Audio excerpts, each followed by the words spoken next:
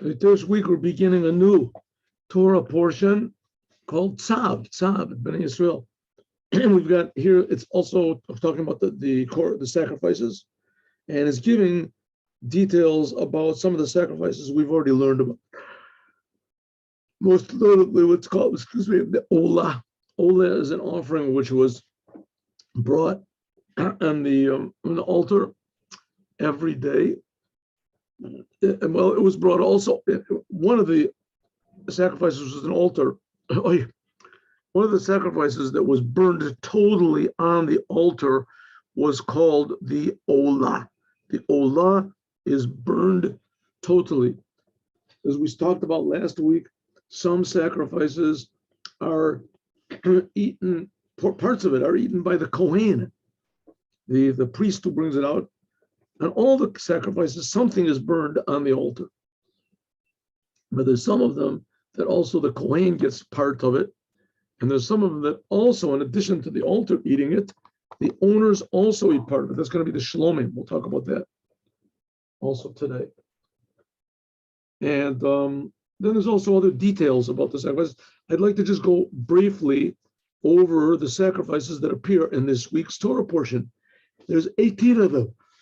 18 of them. But first of all, let's just look at the text, and then we'll go to the details of the sacrifices. And there's a couple other commandments also over here. All right, so begin. Let's go. 18 commandments in this week's Torah portion. Here we go. Vayedaber Hashem el Moshe lemor. God spoke to Moshe to say over to the Jewish people. Tzavet Aaron, command Aaron, vet banov, and his children. How should you command them? Lemor, say to them like this.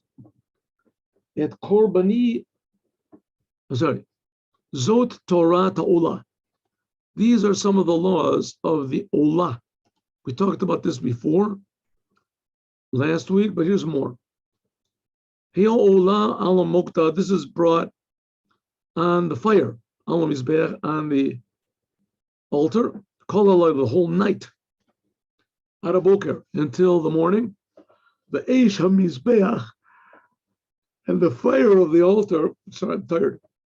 The fire of the altar, tukad bo, will burn on it. Of course, it's going to burn. Does it have to tell us that it's going to burn on the altar? You'll see.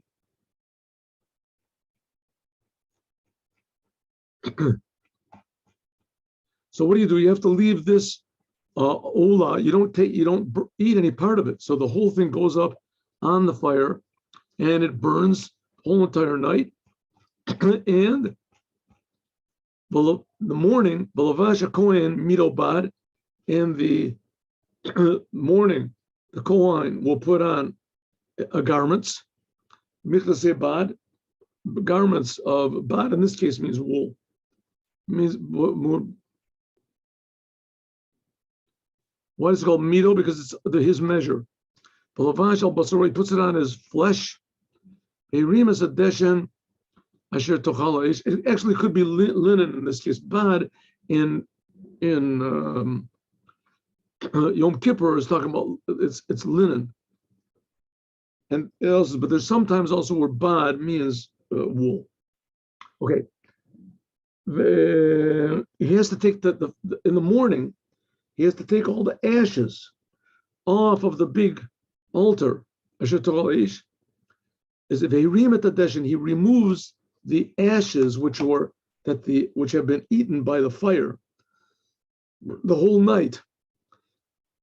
He takes them from the altar, and he puts it next to the altar. All right, one more.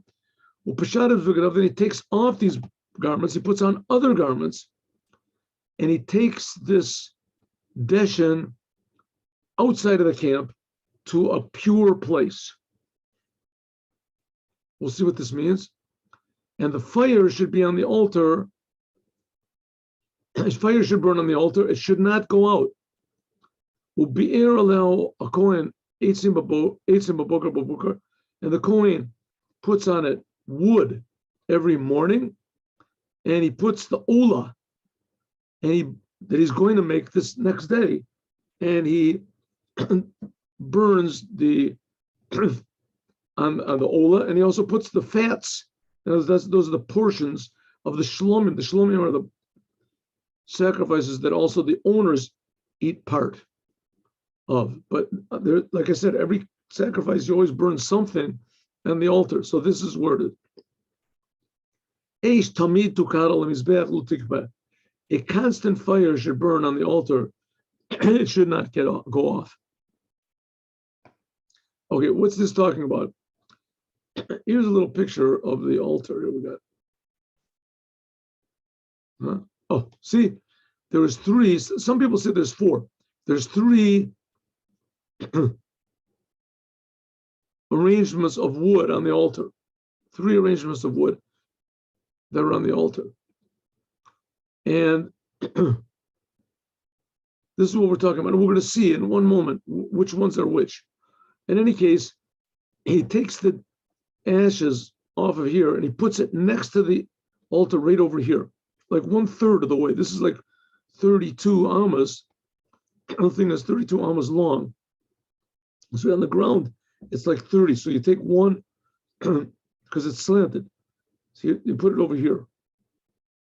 That's where it goes. When you come into the Holy Temple, that's what you see. You see it from this side. The ramp is to your left.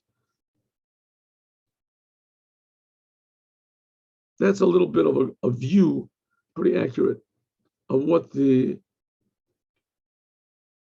is the big altar. This is the big altar, which is outside of the Holy and the Holy of Holies. Outside of the Holy and Holies. I think they have over here a picture. Yes. Here, see, they have all these very inaccurate pictures. Here's one. Here in the temple, it looked like this. There was the Holy and the Holy of Holies. See, you can see. And there was what's called the Ulam, and then there was the Holy and the Holy of Holies. Right. This and corresponding in the tabernacle in the desert, there wasn't this entrance way here, this big entrance. There was just the Holy, which is called the tent of meeting, and the Holy of Holies. Sometimes this is called the Devir. And out here is the altar. This is the altar we're talking about. See, here's the altar. You could see it in the Holy Temple. The altar was out here. Here we have another picture of how it looks. Now this is best. See, like this. This is where everybody else was. And this is where good.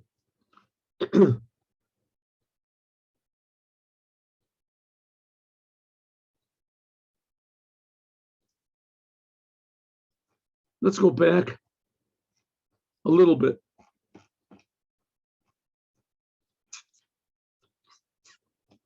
Command Aaron and his sons. This is the Olah.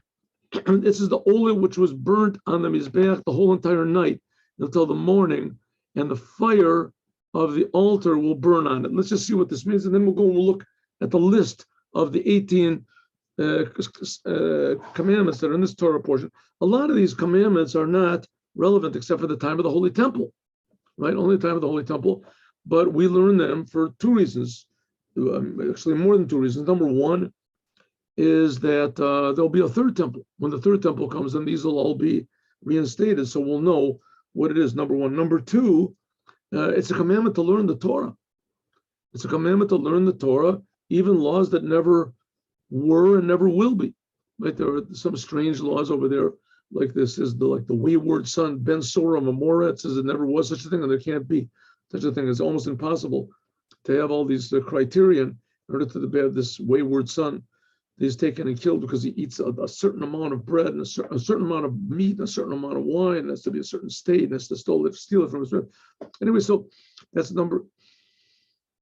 And so what God? This is the will and the wisdom of God. Right? Number 3 is that these things actually do exist inside of us. Inside of us. So when we learn about them, we can learn. That's what Chassidut brings out, right? Let's look at Rashi briefly. Tzav et Aaron, ein tzav el lashon ziruz. Tzav means command, means to speed everyone up, to encouragement. Now and for all generations. That's what we're saying before. There'll be a 3rd temple. Omer Reb Shimon, Rabbi Shimon. I mean, all the commandments you have to encourage people to do. Right? We see that there's a lot of Jews who don't do any of the commandments whatsoever. So there's a good reason. But here's one because there's a loss of money.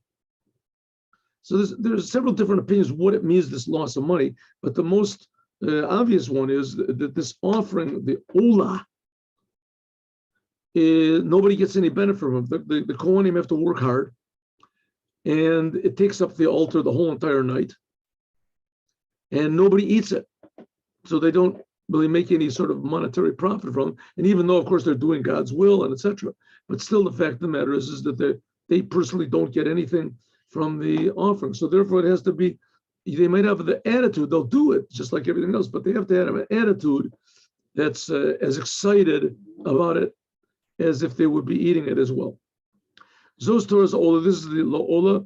This comes to teach us all the hektar chalavim. This comes to tell us about that there has to be burnt the fats and the limbs, and that they burn the whole entire night. Because usually after the what's called the last offering of the day, it's called the Tamid Bein Arbayim. You can't sacrifice anything. You can't do anything on the altar the whole entire night. But here it's telling that it is good the whole night. Well, it's telling you also which sacrifices are, if you discover that they're not kosher, there was something wrong with it. It was improperly slaughtered, or maybe it had a blemish and it wasn't noticed, and then someone said, hey, that animal is a blemish, what are you taking that up? Which ones, if they go up on the altar, you don't take them down, even though that you can't, they don't count for their owners because they weren't a proper sacrifice. This is going to tell you that all of the olot have, that even if it's puzzle, even if it's no good, that if it goes up on the altar, never comes down. Anything that goes up on the altar, even if it goes up by accident, it's considered to be kodesh and it has to be burnt. You can't do anything mundane with it, not even to throw it away. This is the ola. This is the ola. This comes to exclude a rova or a nirba, an animal that either someone had a sexual relations with this animal, or the animal had sexual relations with someone, with a woman, whatever. That animal cannot be brought up on the altar. Cannot be. Some of the things. Shalom aya pasulin kodesh shenifsulu kodem shabo la'azara. That anything that was made impure before it came to the azara, and that this also cannot be brought up onto the altar. Anything similar to the rova and nirba cannot be brought to the altar. Let's just do the balatorim. And it was coming to tell you that there are certain sacrifices that are not kosher for the altar. Can't be brought up and sacrificed. Tzav et Aaron, what does it say before? That the previous Torah portion that we learned yesterday was talking about a purposeful sins. If a person did this, there are very few of the sacrifices go for purposeful sins. But there is one, it's called a mi'ila, korban mi'ila. If a person purposely misused things of the holy temple, then he has to bring what's called a korban mi'ila. So that's what he says, if he misused. And even if he misused things from the holy temple by accident, he did it by accident, it's coming to tell you here that if a Kohen is not, enthusiastic and does things quickly, then it's considered to be like an unintentional sin. And the Torah in some cases treats an unintentional sin as though it's a purposeful sin. In other words, he should have watched himself and been more careful and more enthusiastic about what he did. But because he let himself go, so therefore, even though he might have made a mistake, but still it's treated as though in heaven, it's treated as though he did it purposely, because he should have taken his work more seriously. Now, this is not an easy thing to do, because you have to take your work seriously, the Kohen, every single second that he's working. You can't take like a minute of a break. Here he says, Tzav es Aaron, command Aaron and his sons. I'm sorry. Vayedaber Hashem Moshe. God spoke to Moshe, command Aaron, tell Aaron. Rashi, the Baal HaTurim, it says, letters, Vayedaber Hashem el Moshe Lemor Tzav et. And let's look at the last letters here. Tov, Vav, Reishe, that's Torah. That's the letters of the Torah. The Baal of Torah says, these are the last letters, Moshe, Lemor, Tzav et. These are the last letters, Torah. Torah, Moshe is commanding them that they should, the Kohanim, have to work hard in learning Torah. This is the Ola. It says anyone, it says Zos Torah to Ola, Hiya Ola. It says this is the Torah, this is the law of the Ola. It is the Ola. I mean, obviously it is the Ola. What do you have to say twice? It says the Baal HaTurim, this comes to tell you that anyone who learns the laws in the Torah of the Ola, of the sacrifice, it's as though he sacrificed an Ola. So that's another reason to learn these laws, is because they are the will of God. And not only that, if you do the maximum you can, which nowadays the maximum is just learning the laws, because we don't have the temple, but it says if you learn the laws of the sacrifices, it says treated you as though you learned as though you did the sacrifices. That's why there's a thing before we pray. There's several pages of details of the sacrifices when we're in the temple, because it says that prayer is now in the place of the sacrifices, but nevertheless, by learning about them, this also is another way of simulating the sacrifices. Another reason is the sacrifices are called Esha, they're called God's fire. And the Torah is also called fire. Like it says, are not my words like fire? And it says from God's right hand came a fiery law. And also these are the letters of Talmud. Talmud. It says, Miyamino Eish Dat Lamo. Dat Lamo. These are the words of Talmud. Talmud. See, Talmud. Talmud means to learn. It also means the Talmud, the Gemara. The sacrifices are also called bread. Korban Lachim. The Torah is also called bread. Like it says, come and partake of my bread. So this is talking about the Kohanim are commanded to make a special effort to learn the Torah, and this also applies to everyone. Anyone who learns the laws of the sacrifices, as though he's actually making the sacrifices. Okay, let's go and learn the laws, but I just like to take 1 second. All right, now let us go to see some of the commandments of this week's Torah portion. Perhaps we can even look at all of them. Here we go. Let's see. Let's have a look.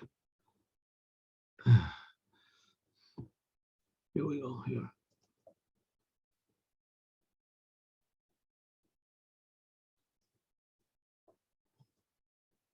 Oh, there we go. Good. Oh, no, did this right? 1 minute.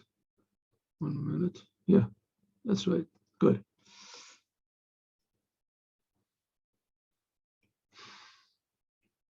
All right, let's go over some of the commandments. Here we have this week. This is a book called Mitzvot Hashem. Remember, we learned this last week also, all the commandments that are here. Let's go a little bit slower, and maybe we'll just separate each commandment to see how important they are. There are 9 positive commandments, in other words, things that we must do, and 9 prohibitions. Let's see what they are. positive commandment, to take the ashes off of the outer altar every morning. Like it says, Vehirim et HaDeshen. The Kohen, he immerses himself in the mikveh. He puts on garments of the Kohen, the most inexpensive ones. He washes his hands and his feet from the laver. Remember we talked about that last week? He takes a shovel of special shovel, which is of silver. He goes to the top of the altar and he moves the, right here, top of the altar, here. Oh, goes to the top of the altar. He moves the ashes around here and here. You have another picture of the altar. This is pretty, not pretty, this is good. Here. Oh, here we go. Goes up to the altar, moves the ashes around. This is early in the morning. It's all burned down. All the wood is already burned.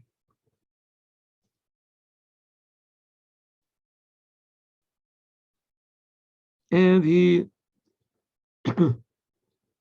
stokes up the coals, the flaming coals, and then he goes down and he arranges all of these coals with all of the ashes and everything on the ground, which is about 3 tefachim from the 3 handbreadths from the altar. So where does he put it? He puts it, like we pointed out last time, over, not here, over here. About 3 tefachim away, 1/10 of the way up, puts it over there.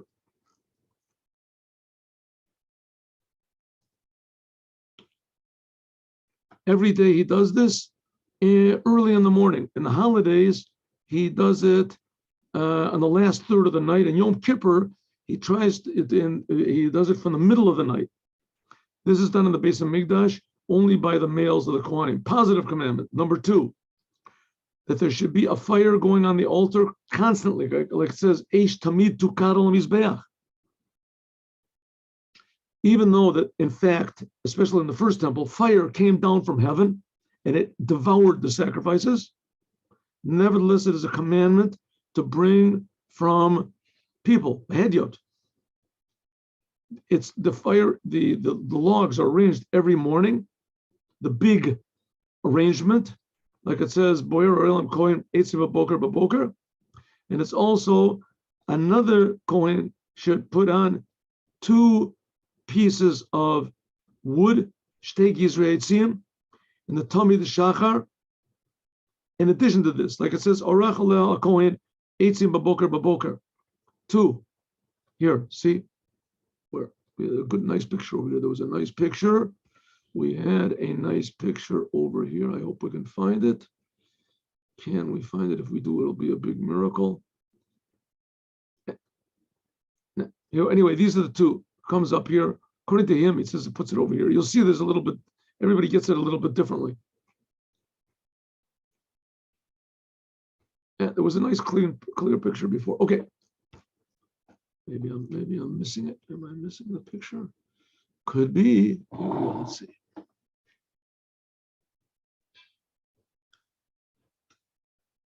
All right. Anyway, here's a sort of picture. Oh, here's the big one, and there's one over here and one over there. That's what the 2 Kohanim would bring. And then they would add on 2 pieces of wood on the Batamid in the evening. So there were 3 groups of wood on the altar every day. One was the big one, that was in the east. The east is the side when you come in, right? Another one was, the second one was that they took wood, they took fire from it, coals, in order to burn the incense in the inner golden altar. It was an golden altar, which was like between the candelabra, which is on the left, and the face bread, which is on the right. In between that was a golden altar set a little bit forward. So from one of these arrangements of wood, they would burn the sacrifices. Another one, they would take a piece of coal in order to burn the incense on. And the third one was that there should just be fire anytime they happen to need it. If it would go out, there would be fire. That's the three pictures we see over here. Here, 1, 2, 3. And here they would put the offerings would burn here. They would burn up over there on that was called the tapuach.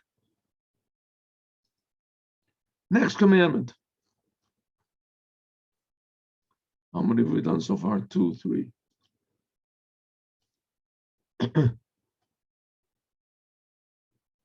A negative commandment. We had a positive commandment. You have to burn fire constantly. A negative commandment: do not extinguish this fire. Lo tichben.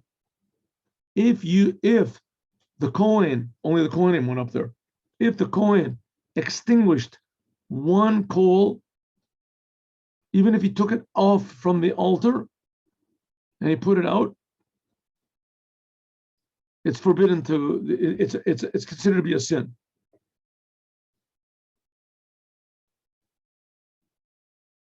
That's from that main group of that main fire that we saw, the big one. Next one, the Kohanim, the male Kohanim, they have to eat from what's left over from the bread offerings, like it says, "Anoteret mimena yochlo Aaron ubanov." We learned about the bread offerings. Do you remember last week? There are bread offerings that are cooked into loaves. Some are cooked into like thin wafers. Some of them are boiled in a deep frying pan. Some of them in a regular frying pan. Anyway, the Kohanim, they have to eat the remainder of the offerings. All that was offered up was, there's one or two exceptions, but the Kohanim have to, they bring up only like one handful is actually burned, and then the rest is eaten by the Kohanim. Interestingly enough, the sacrifices, the bread offering of the Kohanim themselves is burned up totally. The Kohanim don't eat it. Negative commandment. Do not, you're not allowed to make or to allow the remainders of the sacrifices, the bread sacrifices, become chametz. You're not allowed to make it into chametz. You're not allowed to allow it to become chametz. In other words, to raise up. Forbidden. Like we said before, there's only two offerings that are, from all the offerings of bread offerings that there are in the Holy Temple, there's only two of them which come from chametz. That's the two breads which are in Shavuot, and 10 of the 40 Thanksgiving offerings, which we'll talk about. That's this week's Torah portion. Talks about the Thanksgiving offering. It didn't talk about last week. Positive commandment that the high priest should make every day a tenth of a ephah of flour. It's half of it in the morning, half of it in the evening. Right? This was not eaten. It was burned up totally. Had to bring up in the morning. Here's the details, but let's just go. It said he would put oil on it, and he would make it into 13 loaves of bread, and each one would be cooked a little bit, and then he would sort of fry it in a frying pan, right, in the oil that he had, a little bit of the oil, and then afterwards he would divide each one into two, and half of it would be offered in the morning, and half of it in the evening. And this was not eaten. That's called the Chavite Kohen Gadol. Every morning he has to bring this. Negative commandment.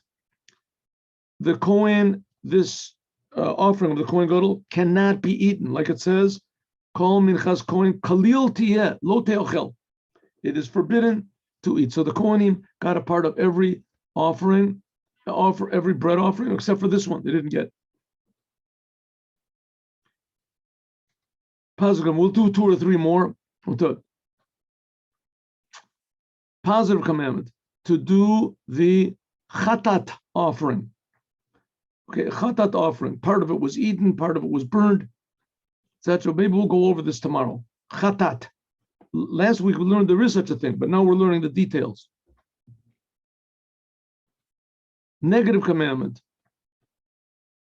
There's what's called the inner chatat. There are some offerings that the blood was sprinkled on the inner golden altar, and those offerings cannot be eaten. This is the cow and the sheep of Yom Kippur. The cow, the ox, whatever, there was often for the Kohen, Mashuach, the true Kohen that was anointed with oil. This is only in the first temple.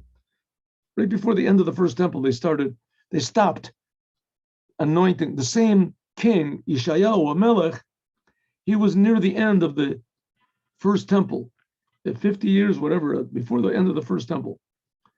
And he hid the tablets, and he also hid together with it the anointing oil. So then after that, they were just called Meruba Begadim, the Kohanim, just that they had all the garments, but they didn't have the oil. And so all of these are, the blood was sprinkled on the inner altar, and they could not be eaten. It was forbidden to eat them. Positive commandment, that you should do another type of a commandment, which is called the asham offering. And we learned that there's several types of asham taloi, asham vadai. You certainly discovered you certainly did a sin by accident, or you have a doubt, maybe you did a sin. A positive commandment to do shlomim. It's called the shlomim offering. Now we're going to learn this in the Torah portion, but I just want to go over the commandment. Here we have also the toda, the Thanksgiving offering, shlomim. So these are offerings which are, part of it is burned on the altar, part of it is eaten by the Kohanim, and part of it is eaten by the owners. So we'll stop over here and let's just learn this one. There's 4 types of shlomim offering. Shlomi tzibur. What is that? The shlomi tzibur. These are the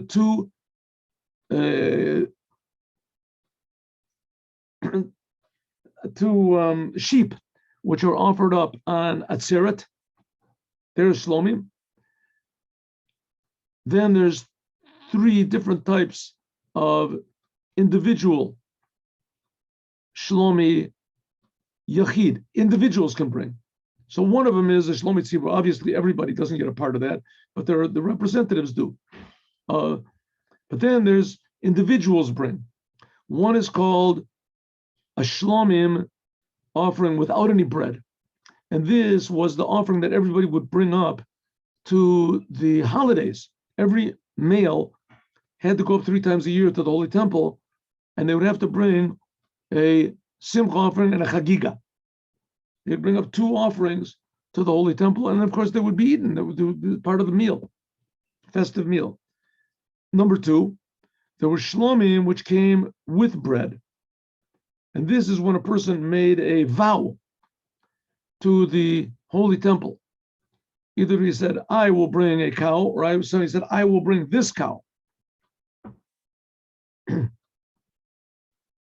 That's a neder and a nedava. Neder is, he said, on me, and nedava means he said, on this cow I'll bring. If he says this cow, if the cow dies, then he doesn't have to bring it. He says it's on me, then if the cow dies, he has to bring another one because he obligated himself. And this is the sacrifice of the Todah. This is the Thanksgiving offering. And the Thanksgiving offering had 40 loaves of bread. Arba'im chalot. 10 of them were made of chametz. This is a Todah offering, and it was offered especially for a person who, one of 4 things: he got out of jail, life was in danger, and he was saved. He made a long journey, right? Or he was sick. Same thing. Second, he got better. Miraculous. That's called the Toda offering. And let's do this last 2, 3. You're not allowed to leave over offerings after the appointed time. You're supposed to burn them. That's 2 commandments. Don't leave them over. Commandments can be at the maximum 2.5 days. After that time, you're not allowed to eat it. You're not allowed to leave it over. And you are not allowed to eat it. You must burn it. And finally, loves of pigul, which will end with this. Pigul means that when the Kohen kills the animal, or when he brings the blood to the altar, or when he burns the altar up, when he burns the pieces, as he's thinking about eating the animal in the wrong time. In the wrong time, right? There's a limited time, we said. If the Kohen thinks about eating the sacrifice at the wrong time, here we go.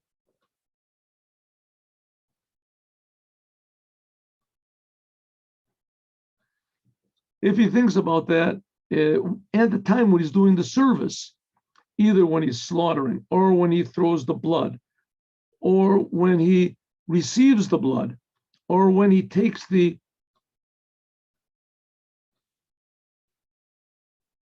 when he slaughters the animal, or when he's receiving the blood, or when he takes the blood to the altar, or when he throws the blood on the altar, or when he sacrifices the pieces of the altar, he's thinking about doing any of these things, or eating the offering, doing the other things in the wrong time, right? Or to eat a kazayas of it at the wrong time, that's called pigul. So he sacrifices the animal, and he has the thought, I'm going to pour the blood, when he's doing it, I'm going to pour the blood out after the permissible time. I'm going to throw the blood on the altar, or I'm going to take the blood from the animal, etc. At the wrong time, then that's called pigul, and it's forbidden to eat pigul. He had the wrong, just his thought disqualifies it. And we'll learn more about this, God willing, tomorrow. Have a good day with Mashiach. Now, I'll see you tomorrow at 8:15 in the morning.